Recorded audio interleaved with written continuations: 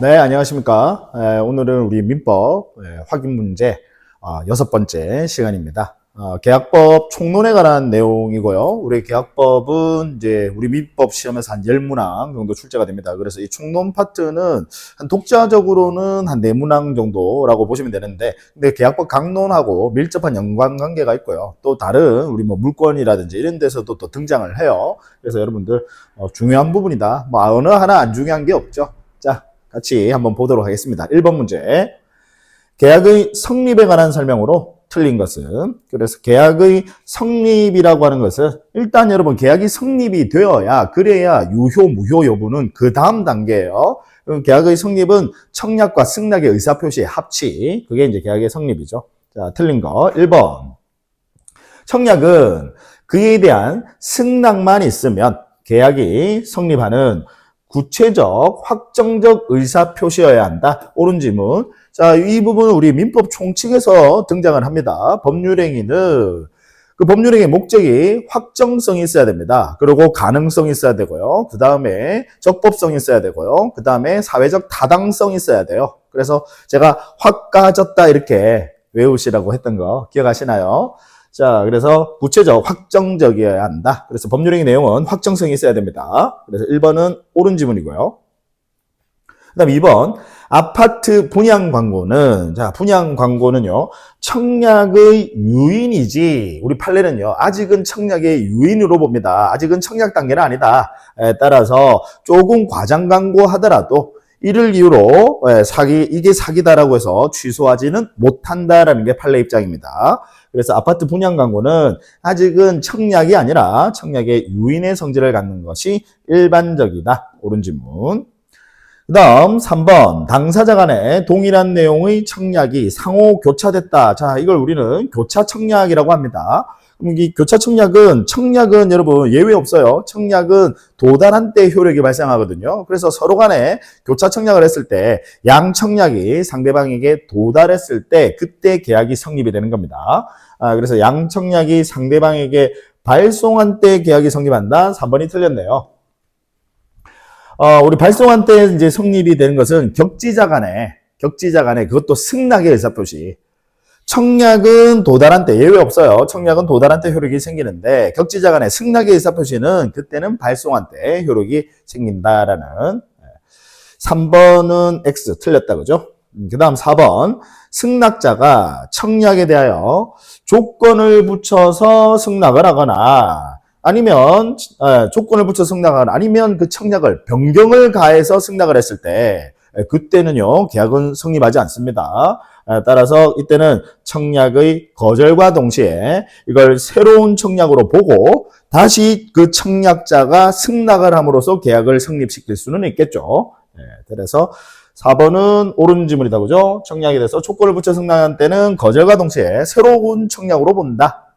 그러면 다시 청약자가 그에 대한 승낙을 하시면 계약이 성립시킬 수 있다라는 거.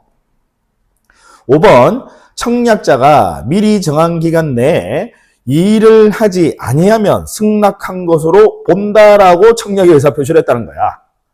자, 이건 상대방을 구속하지 않는다라는 게 우리 판례 입장입니다. 너무나도 당연한 판례죠. 청약자가 자기가 청약을 하면서 일정 기간 내에 네가 아무런 이의를 제기하지 않으면 이 계약은 성립된 것으로 본다라고 그냥 일방적으로 자기가 함부로 다 정하는 것. 그건 당연히 우리 법이라는 게 공평인데 허용하지 않습니다.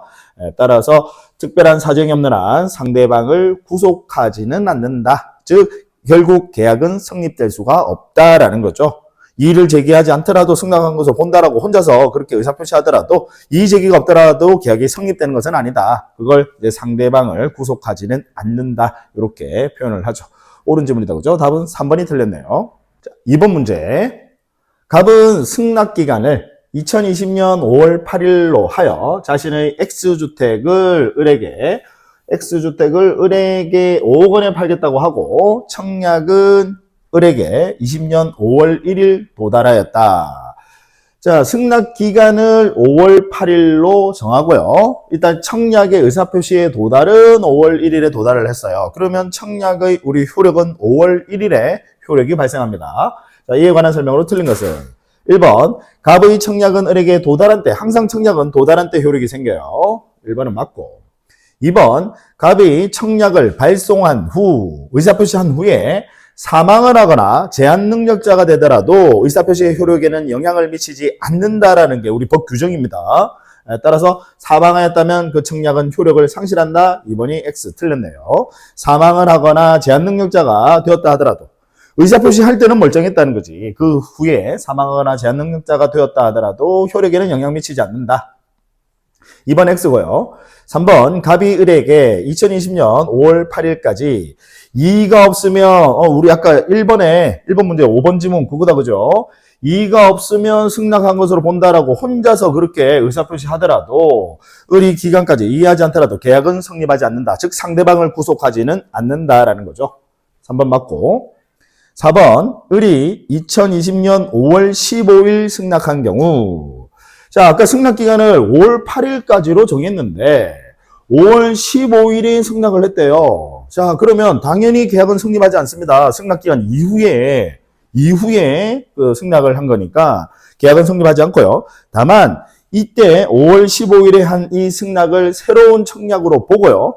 다시 청약자가 승낙의 의사표시를 하게 되면 계약은 성립시킬 수 있겠죠. 그래서 갑은 을이 새로운 청약을 한 것으로 보고 다시 갑이 청약자가 다시 승낙함으로써 계약을 성립시킬 수는 있다. 그런 질문. 5번 을이 5억 원을 5천만 원으로 잘못 읽어 2020년 5월 8일 5천만 원에 매수한다라고. 자 아까 청약의 의사표시는 우리 청약은 5억 이 의사표시를 했는데 승낙자가 이걸 잘못 이해를 한 거지. 그래서 승낙자는요 5천만 원이라고 승낙을 한 거예요. 그러면 우리 계약의 성립은요 청약과 승낙의 의사표시가 합치가 되어야 계약이 성립이 됩니다. 이건 합치가 없으니까 당연히 계약은 성립하지 않습니다. 답은 2번이 틀렸다 그죠? 3번 문제 계약 체결상의 과실책임. 자, 계약 체결상의 과실책임은 요건부터 좀 따져보시자고요. 자, 계약 체결상의 과실책임은 일단 계약은 성립하셔야 돼. 성립이 되지 않으면 계약 체결상의 과실책임을 아예 물을 수 없습니다. 일단 계약은 성립돼야 되고 그 다음에 계약의 목적물이 원시적 전부불능이어야 합니다. 계약 체결상의 과실책임을 물으려면 원시적 전부불능, 즉 계약 체결 당시에 아예 당시에 그 목적물의 전부가 불능이었다. 그 다음 책임을 지시는 분, 우리 책임을 지시는 분을 이제 채무자라고 하죠. 여러분 제가 불능 다시 강조를 드리지만요, 이 불능은요 항상 그 목적물, 즉 물건을 기준으로 하는 것이지 얘는 물건을 기준으로 하는 것이지 금전을 기준으로 하는 거 아니에요. 불능이란 왜 금전은 불능이라는 게 없어. 항상 물건을 기준으로 합니다. 그 물건을 기준으로 했을 때 우리 채무자 하면 여러분 매매를 생각하시면 매도인이다라고 생각하시면 돼. 채무자, 매도인. 그럼 이 채무자는 악이나 또는 과실이 있어야 되고요. 그 다음 채권자, 우리 매매를 기준으로 했을 때 매수인은요 선의 엔드 그리고 그 다음에 무과실이어야 합니다. 그래야 책임을 물을 수가 있어요. 계약 체결상의 과실책임은. 그 다음에 계약 체결상의 과실책임은 책임의 내용도요. 얘는 손해배상을 청구할 수 있는데, 즉 효과다 그죠. 효과는 손해배상을 청구할 수 있는데 이 손해배상은 오로지 실내이익을 배상 청구할 수 있고 이 실내이익은 이행이익을 넘지는 못한다. 이행이익을 넘지는 못한다. 이제 요게 우리 계약체결상의 과실책임의 내용이죠. 자, 그러면 옳은 것을 모두 고른 것은 내용 보시면 기억, 계약이 의사의 불합치로 아예 성립하지 않았다. 그러면 계약체결상의 과실책임은 아예 적용되지 않습니다.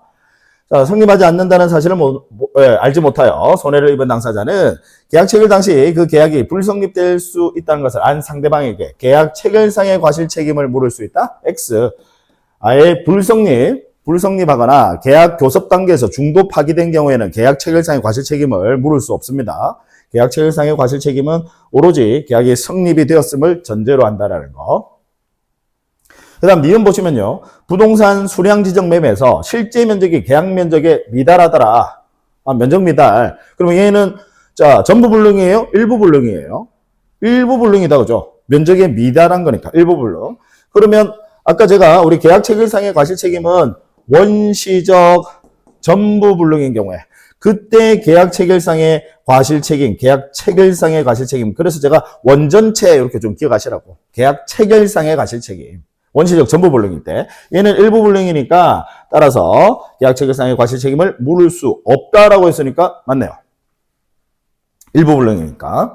그 다음 디귿 보시면 계약 체결 전에 이미 목적물이 전부 멸실. 체결 전에 이미 목적물이 이미 전부 멸실. 그럼 원시적 전부 불능이다. 그죠? 자, 멸실된 사실을 과실 없이, 자, 과실 없이 무과실, 얘는 무과실, 알지 못하여 선의, 그죠? 손해를 입은 계약 당사자는 계약 체결 당시 그 사실을 안 상대방에게, 안 상대방, 악이더라, 말지. 상대방은, 즉, 채무자는 악이더라. 그럼 계약 체결상의 과실 책임을 물을 수 있다. 옳은 지문이죠. 여러분, 우리 작년 시험에 얘가 출제가 돼서 모두 정답 처리가 됐었거든요. 그럼 그때는 뭐 때문에 모두 정답 처리가 됐냐면 과실 없이라는 이 말이 빠졌어. 선의 앤드 무과실이어야 되거든요. 근데 요 말이 빠져가지고 그래서 그냥 이 문제를 전부 다 모두 정답 처리해줬는데 제가 이제 그걸 수정을 했습니다. 그래서 과실 없이 즉 무과실 그리고 알지 못하여 선이다 이 말이지. 그래서 선이 무과실인 경우에는 그때는 계약 체결상의 과실 책임 물을 수 있죠. 따라서 니은과 디귿 얘가 옳다 그죠. 4번 문제. 갑과 을이 을 소유 주택에 대한 매매 계약을 체결하였는데 그러면 을이 소유자니까 매도인, 갑이 매수인이다 그죠.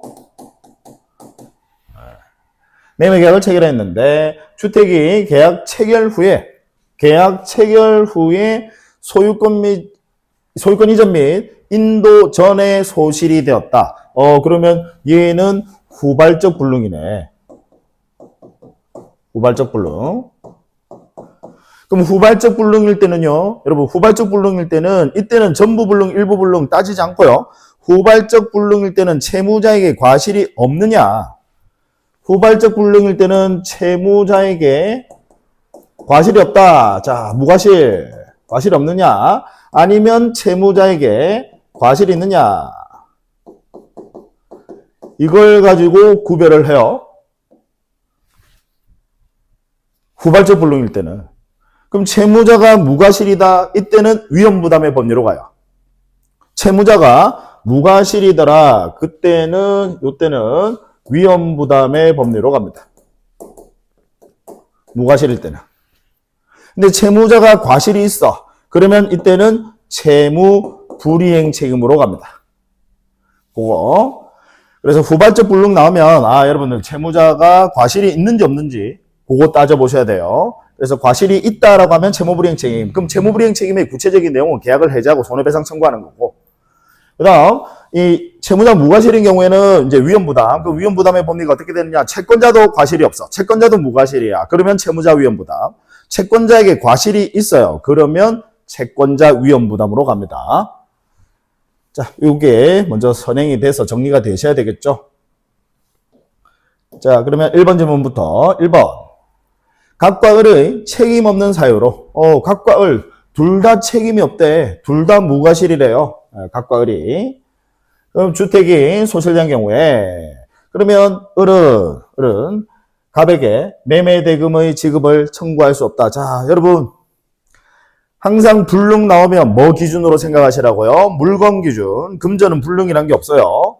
그죠? 그러면 우리 물건 기준으로 봤을 때 채무자, 매도인, 매수인 중에 누구예요? 물건 기준으로 보면 매도인 얘가 채무자. 그다음 물건 기준으로 봤을 때는 매수인이 채권자입니다. 그럼 갑과 을 둘 다 책임이 없대요. 둘 다 책임이 없어. 그러면 둘 다 무과실이니까 그때는 뭐로 가셔야 돼? 채무자 위험부담으로 가셔야 돼. 채무자 위험부담. 그러니까 우리 법 규정의 취지가 뭐냐면 어차피 채무자 네가 아직은 넘겨주기 전까지니까 네가 소유자잖아. 그럼 네가 소유할 때 아무런 과실 없이, 둘 다 아무런 과실 없이, 예를 들어 벼락 맞아서 물건이 불타서 없어졌으면 채무자 네가 그냥 위험 떠안아. 그 위험 떠안으라라는 말은 뭐예요? 우리 채권자, 즉 매수인에게 대금 달라고 할 수 있다 없다? 없다라는 소리죠. 채무자 위험 부담으로 갑니다. 따라서 을은 갑에게 매매 대금의 지급을 청구할 수 없다. 그죠? 채무자 위험 부담이니까. 네가 위험 떠안아 이 말이지. 을이 매도인이에요. 그래서 1번은 맞네. 2번 각과 을의 책임 없는 사유로 주택이 소실된 경우 책임 없다 그죠? 둘 다. 그러면 채무자 위험 부담. 자, 그러면 이 경우도 마찬가지로 채무자 위험 부담이더라. 둘 다 책임 없으니까. 그러면 을이 그럼 대금 달라고 할 수 있어요? 없어? 없죠. 따라서 을이 계약금을 수령하였다면 대금 달라고 못하니까 계약금을 수령하였다면 갑은 그 반환을 청구할 수 있다. 맞죠? 을이 계약금을 수령하였다면 대금 달라고 못하는데 지금 이거거든요. 예, 대금 달라고 못해. 네가 위험 떠안아야 돼. 근데 얘가 계약금 받은 게 있다는 거야. 그럼 갑은 당연히 을에게 대금 달라고 부당이득 반환 청구할 수 있다. 맞네요. 그 다음 3번 갑의 과실로 갑이 누구예요? 채무자. 항상 물건 기준으로 보라고. 불능 나오면 물건 기준. 그러면 얘가 갑의 과실로 갑이 과실. 그럼 갑이라는 애가 채권자다 그죠? 매수인. 갑의 과실로 주택이 소실이 됐어. 그럼 채권자에게 과실이 있다 그죠? 그러면 을은 갑에게 대금의 지급을 청구할 수 있죠. 즉 이때는 채권자 위험 부담으로 가셔야 된다.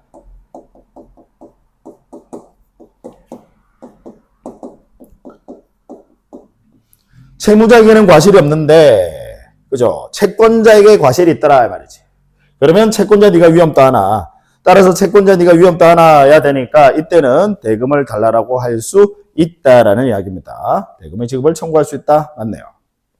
그 다음 4번 을의 과실로 주택이 소실된 경우. 자, 이번에는 채무자 과실이네요. 그럼 채무자에게 과실이 있으면 그때는 뭐로 가셔야 돼? 채무불이행 책임. 따라서 을의 과실로 주택이 소실된 경우 갑은 계약을 해제하고요. 손해배상을 청구할 수 있죠. 4번도 맞고. 그다음 5번 갑이 채권자입니다. 물건 기준으로 채권자 매수인. 그래서 갑의 수령지체. 여러분 수령지체라고 하는 것은 결국 채권자에게 과실이 있는 거예요? 없는 거예요? 있는 거지. 수령지체는 채권자 과실입니다. 따라서 각각 을의 책임 없는 사유로 주택이 소실됐다 하더라도 수령지체는 채권자에게 과실이 있는 거거든. 그러니까 을은 갑에게 매매 대금의 지급을 청구할 수 없다? 채권자에게 과실이 있거든. 얘가 수령지체. 얘가 제대로 제때 받았으면 물건 넘겨줬으면 얘가 소유할 때 갑이 소유할 때 뭐 벼락 맞아서 없어지면 지가 자기 알아서 하는 거잖아. 근데 수령 지체하는 바람에 채권자에게 과실이 있는 거거든요. 따라서 이때는 채권자가 위험 부담 따르셔야 됩니다. 이때는 수령 지체는 채권자에게 과실이 있는 거예요. 따라서 채권자 위험 부담을 따르셔야 되니까 그러면 이때는 채권자가 위험을 진다는 것은 결국 대금 달라라고 대금 지급 청구할 수 있습니까? 없습니까? 있는 거죠. 채권자 위험 부담이니까. 그래서 이때는 대금을 지급 청구할 수 없다라고 했으니까 X. 틀렸다 그죠? 제가 이제 수업 시간에 이제 여러분 위험 부담 지금 여기서는 뭐 자세하게 제가 뭐 설명을 드리진 않지만 쭉 정리했었죠. 우리 불능. 이제 기회가 되면 불능 다시 한번 제가 쭉 정리를 우리 문제 풀면서 정리하는 시간을 가지도록 할게요. 자, 요거는 요렇게까지만 문제 해설하도록 하겠습니다. 5번 틀렸다 그죠? 5번 문제. 쌍무계약상 위험부담에 관한 설명으로 틀린 것은 1번 계약 당사자는 위험부담에 관하여 민법 규정과 달리 정할 수 있다. 옳은 질문. 우리 계약법, 이 채권편, 민법의 채권편 안에 이제 계약법이 있거든요. 이 채권편은 원칙적으로 임의 규정. 다만 사회적 약자 보호 때문에 우리 환매와 임대차만 일부 강행 규정을 두고 있습니다. 원칙적으로는 임의 규정이니까 얼마든지 특약으로, 약정으로 달리 정하거나 배제하는 것도 가능합니다. 그래서 달리 정할 수 있다. 1번은 맞고. 2번 채무자의 책임 있는 사유로 후발적 불능, 채무자의 책임 있는 사유 하면 이제 채무자에게 과실이 있단 말이에요. 과실 있고 후발적 불능이니까 이때는 뭐로 가셔야 돼? 채무자에게 과실이 없을 때 그때만 위험부담. 그럼 채무자에게 과실이 있으면요, 채무불이행 책임으로 가셔야 됩니다. 따라서 위험부담의 법리가 적용된다라고 했으니까 X, 2번이 틀렸네요. 이때는 채무불이행 책임으로 가셔야 됩니다. 즉 결국 계약을 해제하고 손해배상 청구, 그렇게 가셔야 되는 거죠.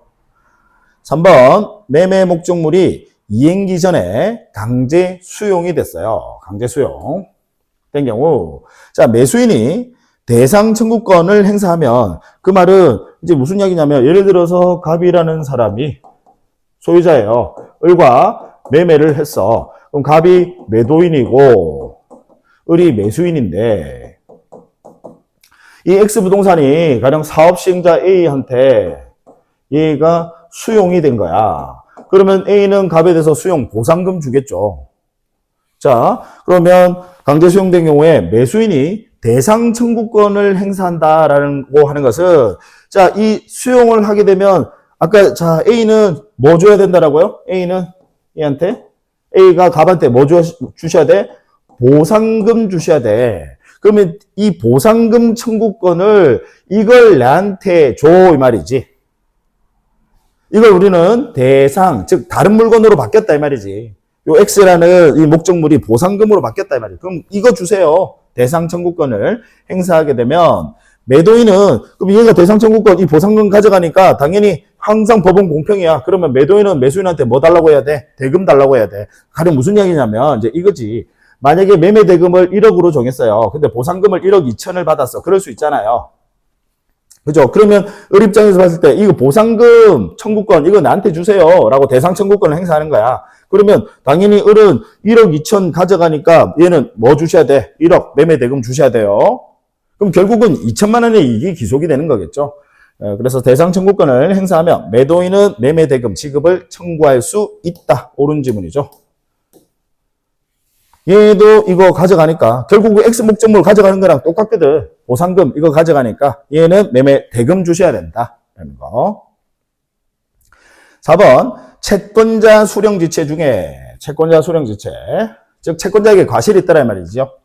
당사자 모두에게 책임 없는 사유로 불능이 된 경우, 그럼 채권자 수령지체라고 하는 것은 결국 채권자는 과실이 있어요, 없어요? 있어요. 채권자는 과실이 있는 거지. 수령지체 자체가 과실이야. 네. 사유로 불능이 된 경우 채무자는 상대방의, 자, 채권자가 과실이 있죠. 채무자는 무과실인데, 채무자가 과실이 있으면 그건 무조건 채무불이행으로 가는 거고, 채무자는 무과실이고 채권자는 과실이 있다 이 말이지. 그러면 이때는 채권자 위험부담으로 가셔야 돼. 채권자 위험부담.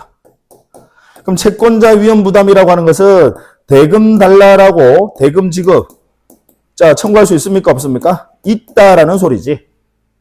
채권자 위험부담이니까. 항상 물건 기준으로. 그럼 채권자면 매수인. 그럼 매수인한테 매도인이 돈 달라고 할 수 있다 이 말이죠. 채권자 위험부담이니까. 그래서 상대방의 이행을 청구할 수 있다. 맞네요. 4번도. 5번, 당사자 일방의 채무가 채권자의 책임 있는 사유로 불능이 됐다. 채권자의 책임 있는 사유로 불능, 즉 역시 채권자에게 과실이 있다 이 말이죠. 그러면 채무자는 상대방의 이행을 청구할 수 있다. 옳은 지문입니다. 여러분 4번과 5번 지문은 결국 같은 거예요. 그러니까 오해하시면 안 돼요. 채권자가 수령지체라는 것 자체가 과실이 있는 거야. 그러면 목적물은 서로 간에 책임 없는 사유, 예를 들어 벼락 맞아서 불타서 없어졌다 하더라도 수령지체라는 것 자체가 채권자에게 과실이 있는 거니까 이때는 채권자 위험부담으로 가셔야 된다. 따라서 채권자 위험부담이라고 하는 것은 대금 달라고 할 수 있다 없다? 있다. 채무자 위험부담은 채무자 지가 위험 따는 거니까 대금 달라고 할 수 있다 없다? 없다라는 거죠. 자, 그래서 답은 2번이 틀렸다 그죠? 6번 문제. 특별한 사정이 없는 한 동시행 관계에 있는 경우를 모두 고른 것은, 우리 공평의 원칙에 입각해서 원칙적으로는 쌍무계약은 동시행 관계입니다. 자, 기억 보시면요. 임대차 계약 종료에 따른 임차인의 임차 목적물 반환 의무와 임차인의 목적물 반환 의무와 임대인의 권리금 회수 방해로 인한 손해배상 의무는요. 얘는 동시행 관계가 아니다라는 게 대법원 판례입니다.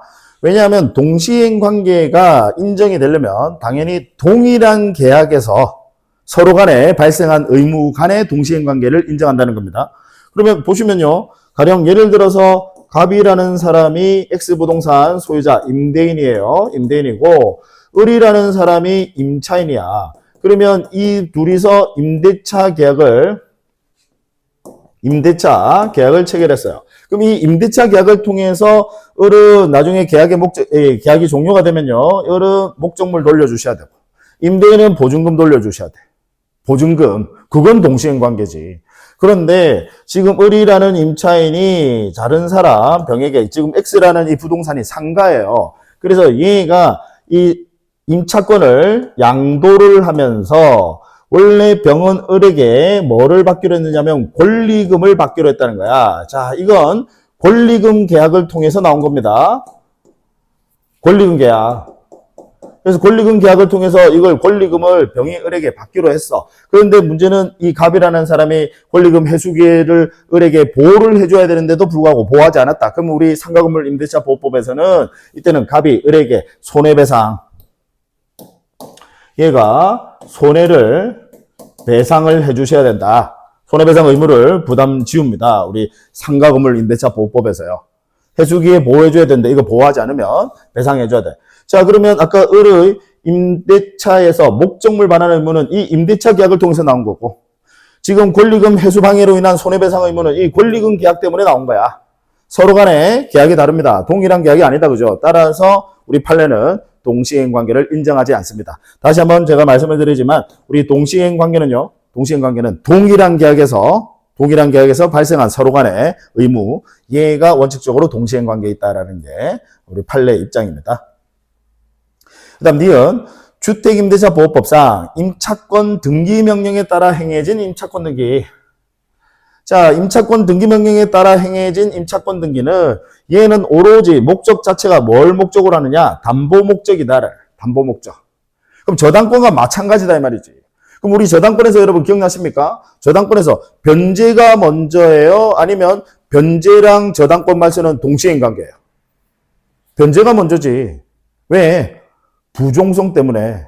돈만 갚으면 저당권은 바로 즉시 소멸. 그러니까 돈부터 먼저 갚아라. 변제 의무가 선행 의무다라는 게 우리 판례 입장이거든요. 그럼 마찬가지로 얘도 보증금부터 먼저 돌려주시라 이 말이지. 우리 임차권 명령에 따라서 행해진 임차권 등기는 보증금 안 돌려줄 때 하는 제도거든요. 그럼 얘는 보증금 먼저 줘라. 그게 선행 의무. 그러고 나중에 임차권 등기 말소하는 거죠. 따라서 보증금 반환 의무와 임차권 등기 말소 의무는 동시행 관계가 역시 아니다라는 게 판례. 그래서 기억과 니은 아주 시험에 출제 비중 높아요. 그 다음 디귿은 보니까 구분 소유적 공유관계. 우리 구분 소유적 공유관계. 이걸 상호명의신탁이라고 합니다. 상호명의신탁. 즉 대외적인 관계에서는 그냥 일반 공유관계로 등기가 돼 있는데 서로 간에 대내적인 관계에서는 구분 소유 형태로 지금 소유하고 있다라는 거예요. 그걸 우리는 구분 소유적 공유관계 또는 상호명의신탁이라고 하는데, 그럼 구분 소유적 공유관계를 해소를 한다. 그러면 상호명의신탁 해지를 원인으로 서로 간에 지분이전 등기해 준다 이 말입니다. 자, 그러면 이 지분이전 등기는 당연히 공평의 원칙에 입각해서 동시행 관계에 있겠죠. 그래서 답은 디귿 2번이 답이다. 그죠? 7번 문제. 동시행 항변권에 관한 설명으로 옳은 것은 1번 동시이행 관계에 있는 쌍방의 채무 중 어느 한 채무가 이행불능이 되어서 손해배상 채무로 바뀌더라도 그 동시행 관계는 여전히 유지가 됩니다. 그래서 동시행 항변권은 소멸한다라고 했으니까 X. 그 다음 2번에 보시면요. 임대차 종료 후 보증금을 반환받지 못한 임차인이 동시행 항변권에 기하여 임차 목적물을 점유하는 경우. 자, 여러분 아까 보증금 반환하고요. 보증금 반환하고 목적물 반환은 동시행 관계입니다. 아까 권리금 회수 방해 그거 말고, 권리금 회수 방해 손해배상 그거 말고, 보증금 반환이랑 계약이 끝나면 보증금 돌려주셔야 되고, 임대인은, 그리고 임차인은 목적물 돌려주셔야 돼요. 동시행 관계입니다. 따라서 동시행 항변권에 기해서 점유를 하는 거니까 이건 불법 점유예요? 합법 점유예요? 합법 점유죠. 따라서 불법 점유로 인한 손해배상 책임을 진다라고 했으니까 X. 2번은 X. 3번 동시행 항변권은요, 얘는 임의 규정일 뿐입니다. 임의 규정이에요. 동시행 항변권. 따라서 우리 아까 계약법의 규정은 임의 규정. 그래서 동시행 항변권을 얼마든지 당사자 특약으로 달리 정하거나 배제하는 거 가능합니다. 그래서 당사자 주장이 없어도 법원이 직권으로 고려할 사항이다. X죠. 그래서 여러분 법원이 직권으로 고려하는 거 기억나십니까? 제척기간. 우리 제척기간은 법원이 주장하지 않더라도 직권으로 고려를 하죠. 동시행 항변권은 당연히 변론주의 원칙에 따라서 주장하셔야 됩니다. 3번의 X. 4번 채권자의 이행 청구 소송에서 채무자가 주장한 동시행 항변이 받아들여진 경우 채권자는 전부 패소 판결을 받는 것이 아니라 채무자가 동시행 항변권을 주장해서 그래서 법원에서 맞아 동시행 관계 있네 라고 하면 우리 법원에서 판결문이 이렇게 나와요. 채권자도 그 급부를 지급함과 동시에 채무자는 지급하라 이렇게 나와. 그래서 이걸 우리는 상환급부 판결이라고 해요. 상환해 준과 동시에 피고도 급부하라 이 말이지. 원고가 상환해 준과 원고도 준과 동시에 피고도 급부 줘라 이 말이에요. 이걸 상환급부 판결. 그럼 이 상환급부 판결은 일부 승소 판결입니다. 일부 승소. 따라서 전부 패소 판결을 받게 된다라고 했으니까 X죠. 일부는 승소, 일부 패소죠. 그래서 전부 패소는 아니다. 4번 X. 5번 선이행 의무자가 그럼 선이행 의무 하면 여러분 중도금 지급 의무 생각하시면 돼. 잔금과 소유권 이전 얘는 이 소유권 이전 의무와 잔금 지급 의무는 얘는 동시행 관계인데 중도금은 매수인이 먼저 선이행 의무입니다. 그래서 선이행 의무자가 이행을 지체하는 동안에 그럼 선이행 의무 나오면 여러분 선이행 의무 나오면 중도금 지급 의무 요거 이야기하는구나 이 말이지. 자, 이행을 지체하는 동안에 상대방의 채무의 변제기도 도래를 했어요. 자, 무슨 이야기냐. 갑이라는 사람이 소유자 을과 매매를 했는데 이분들이 우리 을이 매도인이고 매수인인데 중도금을 주기로 한 거야. 중도금을. 그럼 중도금은 자 나중에 소유권 넘겨주는 거랑 소유권 이전 이 이전 의무와 그 다음에 잔금을 지급할 의무 우리 잔금 지급 이건 동시행 관계죠. 이건 동시행 관계인데 중도금 지급은 선이행 의무예요. 그런데 자 이행을 지체를 하는 거야. 중도금 지급을 지체를 하는 거야. 근데 나중에 보니까 이미 잔금 지급 기한 서로 간에 이행기가 도래가 돼 버렸어. 그러면 이 중도금하고 잔금하고 이제 이 돈과 소유권 이전 의무는 동시행 관계에 있게 됩니다. 따라서 상대방의 채무의 변제기가 도래한 경우, 즉 얘도 이제 이전을 해줘야 될 의무 이행기가 도래했다 이 말이지. 그러면 특별한 사정이 없는 한 쌍방의 의무는 동시이행 관계가 된다. 옳은 질문. 5번도 동시행 항변권과 관련해서 시험에 참 자주 등장하는 대법원 판례입니다. 그래서 중도금 의무는 설령 선이행 의무, 원칙은 선이행 의무가 있죠. 중도금 의무는. 그런데 나중에 잔금 지급 기한이 도래가 됐어. 그러면 매도인도 소유권 넘겨주셔야 되고 이제 매수인은 중도금과 잔금을 다 지급해 주셔야 돼. 이제 이들의 관계가 동시행 관계가 된다라는 거죠. 5번 옳은 질문이다. 그죠? 8번 문제. 제3자를 위한 계약에 관한 설명으로 옳은 것은 자, 제3자는 제3자. 자, 일단 여러분 우리 제3자를 위한 계약에서요. 제3자 이분을 우리는 수익자라고 합니다. 수익자. 그럼 수익자는 계약의 당사자입니까? 아닙니까? 아니에요. 그래서 얘는 수익자는 계약의 당사자는 아니다.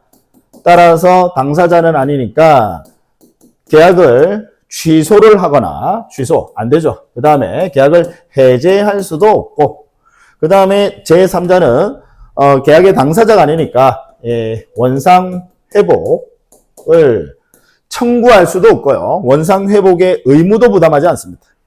당사자 아니니까요. 이걸 우리는 제3자를 위한 계약이라고 하고 그럼 제3자를 위한 계약은 계약 체결 당시에 이미 제3자는 있다 그죠? 다만 계약 체결 당시에 현존하고 있을 필요까지는 없습니다. 그래서 1번은 X. 즉 제3자를 위한 계약에 제3자가 태아가 되더라도 배수 계약이 아직 현존은 안 한다. 사람은 아직 아니죠. 근데 제3자가 될 수 있다라는 거죠. 그래서 나중에 뱃속의 아기가 태어나면 그 사람에게 주세요. 계약 체결 당시에 우리 매도인, 매수인 체결 당시에는 아직 없어. 근데 현존할 필요까지는 없다 이 말이죠. 나중에 수익자가, 제3자가 태어나서 그러고 수익자가 될 수 있다라는 겁니다. 그래서 1번은 X, 체결 당시에 현존하고 있을 필요까지는 없다. 즉 백수계약이 태아도 가능하다 이 말이죠. 그 다음 2번, 요약자의 채무불이행을 이유로, 요약자. 그래서 여러분 요약자 하면 이제 매매계약을 생각하시면 매도인 생각하시면 돼. 매도인. 여러분 제3자를 위한 계약에서요. 제3자를 위한 계약은 뭘 기준으로 생각을 하셔야 되느냐. 얘는 금전을 기준으로 생각하셔야 돼. 왜? 돈을 누구한테 줄 거냐의 문제거든요. 아까 우리 불능은요. 물건을 기준으로, 목적물을 기준으로 생각하셔야 되고, 불능이라고 하는 것은 금전을 기준으로 하는 거 아니야. 왜? 금전은 불능이 없으니까. 근데 제3자를 위한 계약은요. 여러분 금전을 기준으로 생각하셔야 돼. 왜? 돈을 누구에게 주느냐의 문제거든. 그럼 원래는 매수인은 매도인한테 줘야 되는데 이걸 다른 제3자에게 줘라 이거거든요. 아시겠죠? 그래서 요약자 하면 여러분 매매를 예를 들자면 매도인 생각하시면 돼요. 자, 요약자의 채무불이행을 이유로 제3자는 요약자와 낙약자의, 즉 계약의 당사자입니다. 이 계약을 해지할 수 있다. X죠. 계약을 해지할 수는 없어요. 당사자는 아니니까. 그 다음 3번 낙약자는 요약자와의 계약에 대한 동시행의 항변으로 제3자에게도 대항할 수 있죠. 지금 무슨 얘기냐? 요약자가 물건 안 넘겨주니까 제3자가 매매 대금 달라고 하는 거야. 제3자가 왜 이제 제3자에게 돈 주기로 했거든. 그러니까 달라고 하는 거야. 근데 물건 안 주니까 그러면 나 못 줘요. 거절할 수 있다. 그 거절을 우리는 항변이라고 하거든요. 그래서 동시행 항변으로 제3자에게 대항할 수 있어야 되겠죠. 그게 이제 공평한 거니까. 3번 X. 4번 제3자의 수익의 의사표시 후. 자, 제3자가 이제 수익의 의사표시를 하게 되면 그러면 이제 당사자들이 함부로 변경하거나 소멸시킬 수 없어요. 이미 제3자가 수익의 의사표시를 했으니까. 따라서 합의 해제는 할 수 있어 없어? 없어. 다만 채무불이행에 따른 법정 해제는 가능합니다. 이미 제3자가 수익의 의사표시를 했으면 우리 계약의 당사자가 요약자와 낙약자거든요. 그럼 이 둘이서 합의 해제는 못해. 합의 해제는. 그건 안 돼. 왜? 이미 수익자가 수익의 의사표시를, 제3자가 수익의 의사표시를 했으니까. 함부로 변경시키거나 소멸 못 시키거든. 아니면 제3자 바보 되는 거잖아요. 실컷 수익 의사표시가 다 했는데. 그건 안 돼. 다만 법정 해제는 채무불이행이 있을 때 법정 해제는 당사자니까 할 수 있어요? 없어요? 있어요. 법정 해제하면 여러분 채무불이행에 따른 해제 이야기하는 겁니다. 합의 해제는 채무불이행을 전제로 하는 거 아니에요. 그냥 서로 말 그대로 합의해서 해제 계약이라고도 하죠. 그래서 합의 해제는 불가능하다. 다만 법정 해제는 가능하다는 거. 그래서 특별한 사정이 없는 한 계약 당사자의 합의로 제3자의 권리를 변경시킬 수는 없다라고 했으니까 맞네요. 4번은. 합의 해제는 안 돼. 다만 법정 해제는 가능할 수 있다. 그죠? 채무불이행이 있을 때. 그다음 5번. 낙약자가 상당한 기간을 정하여 제3자에게 수익 여부에 확답을 최고했어요. 제3자에게. 너 받을 거야 말 거야. 왜? 수익 의사표시 안 하고 있으니까. 그래서 최고하였음에도 기간 내에 확답을 받지 못했어요. 즉 기간 내에 확답을 받지 못했다라고 하는 것은 소극이다. 그죠? 소극이니까. 따라서 수익의 의사표시를 한 것으로 봅니까? 거절한 것으로 봅니까? 소극적인 거니까. 거절한 것으로 본다. 한 것으로 본다고 했으니까 X 틀렸네요. 그래서 답은 4번이 옳은 지문이다. 그죠? 자, 9번 문제. 계약 해제에 관한 설명으로 틀린 것은 1번. 계약이 적법하게 해제된 후에도 착오를 원인으로 그 계약을 취소할 수 있다. 옳은 질문입니다. 그러니까 무슨 얘기냐면 가령 갑이라는 사람이 을과 매매를 했어요. 매매를 했어. 자, 그런데 얘가 법률행위 내용의 중요 부분에 착오를 일으켰어. 가령 매수인이. 얘가 매수인인데 중요 부분에 착오를 일으켰어. 그것도 중대한 과실 없이, 중과실 없이. 자, 그러니까 지금 을 입장에서는 당연히 돈을 안 주겠지. 그럼 돈을 안 주니까 얘가 재빨리 계약을 해제, 즉 법정 해제를 한단 말이죠. 여러분 아무 말 없이 해제하면 법정 해제 이야기하는 거예요. 그래서 얘가 해제를 한다. 그러면 만약에 얘가 착오 취소를 안 해. 그러면 법정 해제를 하게 되면 얘는 원상회복 해주셔야 되고요. 이자도 주셔야 되고 손해배상까지 해주셔야 돼. 그러니까 지금 을 입장에서 봤을 때 이건 나 법률행위 내용의 중요 부분에 착오를 일으켰어. 따라서 착오를 일으키면 취소할 수 있습니까? 없습니까? 있어. 그래서 당연히 얘한테 취소할 수 있게끔 해주는 게 공평한 거다. 그래서 여러분 이렇게 기억하세요. 서로 간에 요건이 충족이 되면요. 그거 다 행사할 수 있습니다. 그래서 얘는 이때는 얼마든지 취소의 실익이 있다라는 거지. 그래서 취소를 하게 되면 그러면 아예 계약은 소급해서 무효가 되니까. 그래서 이때는 소급해서 무효가 되면 서로 간에 부당이득만 반환해 주시면 됩니다. 그러니까 손해배상 이런 거 할 필요 없겠지. 그래서 을은 당연히 취소할 수 있다. 다시 계약이 적법하게 해제가 된 후에도 얼마든지 착오 사유가 있어서 즉 취소 사유가 있어서 그 착오를 원인으로 그 계약을 취소할 수 있도록 한다 이 말이죠. 당연히 옳은 지문. 2번 계약을 합의 해제한 경우에도 민법상 해제의 효과에 따른 제3자 보호 규정이 적용된다. 옳은 지문입니다. 여러분 합의 해제를 하게 되면요. 원상회복에 관한 규정은 원상회복 이건 적용이 돼요. 다만 법정 해제와 다른 게 이자와 손해배상은 해줄 필요 없지. 왜? 얘는 채무불이행 아니니까. 이건 해줄 필요 없고 원상회복은 해주셔야 돼. 그럼 원상회복을 할 때 제3자의 권리를 해하지 못한다라는 민법 548조의 규정은 얘도 여전히 적용돼야 된다. 왜? 원상회복을 하게 되면 제3자하고의 문제가 또 문제될 수 있거든요. 제3자하고의 법률관계가 문제될 수 있으니까. 그러면 당연히 합의 해제를 한 경우에도 원상회복은 해주셔야 되니까 제3자의 권리는 보호해줄 필요 있겠더라. 그래서 제3자 보호규정이 적용된다. 맞죠? 즉 결론은 합의 해제의 경우에는 원상회복과 관련된 규정은 다 적용된다. 그래서 원상회복도 해주셔야 되고 거기다가 제3자의 권리를 해하지 못한다. 다만 얘는 이자와 손해배상, 우리 채무불이행에 따른 손해배상 이건 전제하는 게 아니니까 이건 해줄 필요 없다라는 이 점이 법정해제와 차이점. 법정해제는 원상회복도 해주셔야 되고 제3자 원상회복을 할 때 당연히 제3자 권리 해하지 못하고 그 다음에 이자도 지급하셔야 되고 손해배상도 해주셔야 된다. 3번 매도인의 이행불능을 이유로 매수인이 계약을 해제하려면 자 매수인이 계약을 해제하려면 매매대금에 변제 제공을 해야 된다? 여러분 이행불능이거든요. 이행불능은 우리 최고 요해요 요하지 않아요. 이행지체가 있을 때는 원칙적으로 최고하셔야 돼. 계약 해제하기 위해서는. 지체라는 게 뭐예요? 불능은 아니야. 좀 늦게 준다는 거지. 그러면 이때는 원칙은 최고, 독촉 한번 하셔야 된다.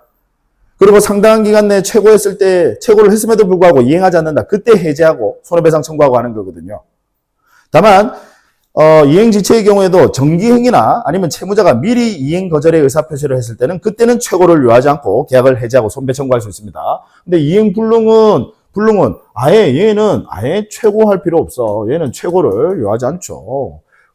그 다음에 변제 제공 굳이 어차피 얘는 안 돼. 그러면 나 변제 제공 동시행 관계 있다 하더라도 내 거 변제 제공 해줄 필요 있다 없다? 없다라는 거. 그래서 변제 제공을 하해야 한다라고 했으니까 X, 3번은 X. 4번 토지 매수인으로부터 그 토지 위에 신축된 건물을 이 4번 대법원 판례인데요. 시험에 잘 출제가 돼요. 토지 매수인으로부터 자 한번 보시자고요. X라는 토지가 있어. 얘 소유자가 가령 갑이에요. 갑이고 그 다음에 이 토지를 매매를 했어요. 을한테. 그래서 을은 현재 토지 매수인입니다. 토지 매수인. 자, 그 토지 위에 신축된 건물을, 즉 을이라는 애가 여기다가 Y라는 건물을 신축을 했어. 자, 이 건물을 누가 병이라는 사람이 샀어요. 즉 얘가 건물에 대해서 소유권 이전 등기까지 마쳤습니다. 그럼 병은 건물 소유자입니다. 건물 소유자. 자, 지금 그거 이야기하는 겁니다. 그 토지 위에 신축된 건물을 매수한 자는, 즉 병 이야기하는 거야. 건물 산 사람, 매수한 자는 토지 매매 계약의 해제로 인한, 자, 이 토지 매매 계약 해제입니다. 그러니까 여러분, 이제 이런 거죠. 토지에 대해서 매매를 했는데 아직 매수인이 대금을 안 준 거예요. 안 주고 매도인 동의, 소유자 동의 얻어서 건물 짓고 을이 얼마든지 많이 있습니다. 이런 경우 많아요. 자, 그러면 건물을 지어서 건물은 소유권을 넘겼어. 주로 이제 아파트 지을 때 이런 경우 종종 있습니다, 여러분. 그래서 나중에 다 아파트 분양 끝나고 나면 대금 매매, 토지 매매 대금 정산할게, 뭐 이렇게.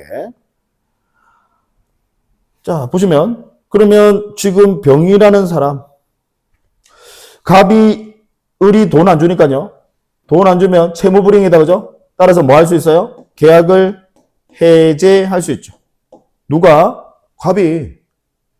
돈 받을 채권자가, 이 채무자가 이행을 하지 않으니까, 돈 안 주니까 계약을 해제하고, 뭐 손배 청구할 수 있겠죠. 자, 그럼 여기가 이제 계약을 해제하는데, 그럼 이때 병이라는 사람, 제3자에 해당되느냐? 자, 우리 제3자는 새로운 법률상 이해관계를 맺은 자는 물론이고, 거기다 완전한 공시방법을 갖춘 자, 즉, 등기까지 해야 되거든요. 근데 전제 자체가 뭐냐면, 얘는 토지에 대한 매매 계약의 해제예요. 토지에 대한 매매 계약의 해제. 지금 얘는 건물에 대한 제3자입니다. 건물. 이건 건물이거든. 우리나라는 토지와 건물을요, 토지와 건물을 전혀 별개의 부동산으로 취급을 합니다. 따라서, 우리 판례에 따르면요, 만약에 을이 매수인이고 을 앞으로 토지에 대해서 소유권 이전 등기했고, 그 다음에 병한테 다시 팔아서 병이 토지에 대한 지금 소유권 이전 등기까지 한 제3자라고 한다면, 그러면 완전한 공시방법을 갖춘 제3자 맞지? 그러면 얘는 보호되는 게 맞는데, 건물에 대해서는 전혀 별개의 부동산이니까, 따라서 얘는 제3자에, 자, 얘는 제3자에 해당하지 않는다를. 건물에 대한 이해관계를 가진 자니까. 토지와 건물을 전혀 별개의 부동산으로 취급합니다. 따라서 토지 매매 계약의 해제로 인해 보호받는 제3자에는 해당하지 않는다. 옳은 질문이죠. 4번은. 시험에 잘 나와요. 그 다음 5번. 공유자가 공유 토지에 대한 매매 계약을 체결한 경우. 자, 이제 5번은 이런 거죠. 가령 X라는 토지가 있는데 각과 을이 각각 공유 2분의 1 지분 가지고 있다. 자, 이걸 병과 매매를 합니다. 매매. 그럼 우리 판례는요. 자, 이 공유 관계의 경우에 매매를 어떻게 이해를 하느냐면, 갑도 자기 지분 2분의 1 매매. 을도 자기 지분 2분의 1 매매 해서 매매 계약은 두 개인데 계약서만 한 장으로 쓴 것으로 해석을 해요. 그러니까 실제로 매매 계약은 몇 개라는 거예요? 두 개. 전혀 별개의 매매 계약이다. 따라서 이때는 불가분성 적용되는 거 아니다. 따라서 혼자서 만약에 계약의 해제 사유가 있더라도 해제할 수 있습니까? 없습니까? 있어요. 아예 전혀 별개의 매매 계약으로 이해를 하거든요. 우리 판례는. 아시겠죠? 그래서 5번 질문 다시 보시면 공유자가 공유 토지에 대한 매매 계약을 체결한 경우 특별한 사정이 없는 한 공유자 중 1인은 이 중에 갑은 이 말이지. 갑은 다른 공유자와 별개로 자 을과 별개로 자신의 지분에 관하여 매매 계약을 해제할 수 있다. 옳은 지문이다. 그렇죠? 전혀 별개의 지분 이전 매매 계약으로 이해를 합니다. 갑도 병과 매매 계약, 을도 병과 지분 이전 매매 계약. 그래서 매매 계약은 별개다. 계약이 하나일 때 그 불가분성이 적용되는 거지. 이건 별개니까. 따라서 갑이 만약에 혼자서 해제 사유가 발생을 했으면 계약을 해제할 수 있다. 지금 무슨 얘기냐면 예를 들어서 얘한테도 5천만 원, 얘한테도 5천만 원 각각 이렇게 지급을 하기로 한 거야. 병이 2분의 1 지분 넘겨받고 2분의 1 지분 넘겨받고. 근데 얘한테 갑한테 5천만 원 안 주는 거야. 을한테는 줬는데. 그럼 갑은 자기 지분 이전 매매 계약, 지분 이전 이 매매 계약에 대해서 당연히 해제할 수 있다라는 겁니다. 옳은 질문. 3번이 틀렸다, 그죠? 10번 문제. 갑은 자신의 X토지를 을에게 매도하고 소유권 이전 등기를 마쳐주었으나, 갑은 자신의 X토지를 을에게 매도. 그러면 을은 매수인, 갑이 토지 매도인이다, 그죠? 소유권 이전 등기를 마쳐주었으나 을은 변제기가 지났음에도 매매 대금을 지급하지 않고 있다. 이행지체. 지급하지 않고 있다. 이에 관한 설명으로 틀린 것을 모두 고른 것은 기억, 갑은 특별한 사정이 없는 한 별도의 최고 없이 매매 계약을 해제할 수 있다? 틀렸죠. 지금 보세요. 다시 잘 보세요. 갑은 자신의 X토지를 을에게 매도하고 소유권 이전 등기를 마쳐주었으나 을은 변제기가 지났음에도, 자, 매수인은 변제기가 지났음에도 매매 대금을 지급하지 않고 있다. 얘는 이행 불능이에요? 지체예요? 지체. 돈은 불능이란 게 없어. 돈을 안 주고 있다 이 말이지. 이행지체. 그러면 이행지체가 있을 때는 여러분 기억나십니까? 원칙은 최고를 요한다. 다만 이행주체 중에서 정기행위라든지 아니면 채무자가 미리 이행 거절의 의사표시를 했을 때 그때는 최고를 요할 필요 없이 바로 계약 해제 가능합니다. 그래서 이때는 별도의 최고 없이 계약을 해제할 수 있다라고 했으니까 X 틀렸네요. 왜? 정기행위라는 것도 없고 그 다음 미리 이행 거절의 의사표시를 했다는 말도 없어요. 따라서 기억은 X. 니은 갑이 적법하게 매매계약을 해제한 경우 갑이 이제 매매계약을 해제를 했어요. 그러면 계약을 해제하게 되면 자 해제는요 의사표시입니다. 상대방 있는 단독행위예요. 따라서 얘는 의사표시가 도달만 하게 되면 효력이 바로 생겨. 따라서 갑이 해제를 하게 되면 이제 소유권은 바로 갑에게 복귀가 됩니다. 따라서 을은 소유자 아니니까 을의 등기를 말소시켜야 되는 거예요. 말소 등기를 해야 갑에게 소유권이 복귀되는 것이 아니라 중요합니다. 말소 등기를 해야 되는 게 아니라 말소 등기를 해야 복귀되는 것이 아니라 무효니까 이제 말소하는 거예요. 왜? 얘가 해제의 의사표시를 하게 되면 도달만 하면 효력이 바로 생겨. 그러면 소유권은 바로 갑에게 복귀되는 거죠. 그러면 소유자는 누구예요? 을이 아니라 갑이다 이 말이지. 따라서 을의 등기는 현재 무효다 이 말이지. 그러니까 말소하셔야 된다고. 자 그러면 매매계약을 해제한 경우 X토지의 소유권은 등기와 무관하게 계약이 없었던 상태로 복귀한다. 맞죠? 즉 소유권은 바로 갑에게 복귀된다 이 말입니다. 해제 의사표시는 도달한 때 바로 효력이 생깁니다. 그러면 꼭 알아두세요. 해제 의사표시를 하게 되면 바로 소유권은 복귀된다. 을의 소유권 이전 등기를 말소해야 복귀되는 것이 아니다라는 거. 그 다음 디귿. 을이 X 토지를 병에게 매도하고 자, 을 앞으로 소유권 이전 등기까지 돼 있어요. 근데 병에게 매도하고 그 소유권 이전 등기, 즉 병 앞으로 소유권 이전 등기까지 마쳤다. 자, 갑이 소유자였는데 을 앞으로 현재 소유권 이전 등기 마쳤고 다시 매매를 하면서 병 앞으로 소유권 이전 등기까지 마쳤어요. 등기까지 다 마쳤다 이 말이지. 자, 그러면 이 경우에 얘가 대금을 안 준다라고 해서 갑이 을에게 이 매매 계약을 해제를 한다 하더라도 자, 병이라는 사람은 새로운 법률상 이해관계를 맺은 자 맞죠? 그죠?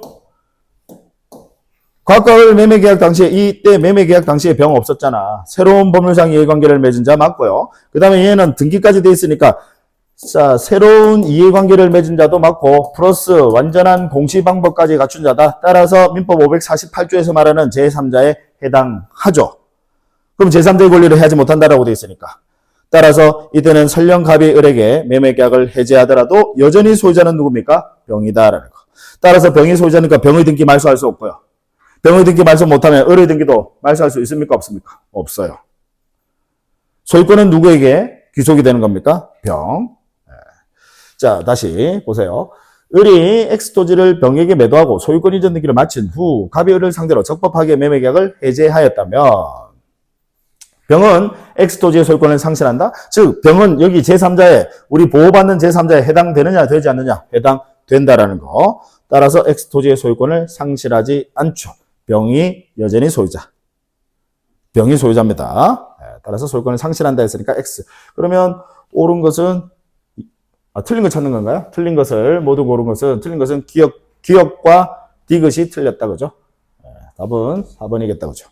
자 여러분 우리 계약법 총론 아주 기초 기본 아니 쉽다라는 의미 아니에요. 기초 기본이라고 해서 쉽다라는 의미가 아니라 여러분들이 반드시 필수적으로 알아두셔야 되는 그런 내용들, 문제들로 한번 구성을 해서 같이 한번 살펴봤습니다.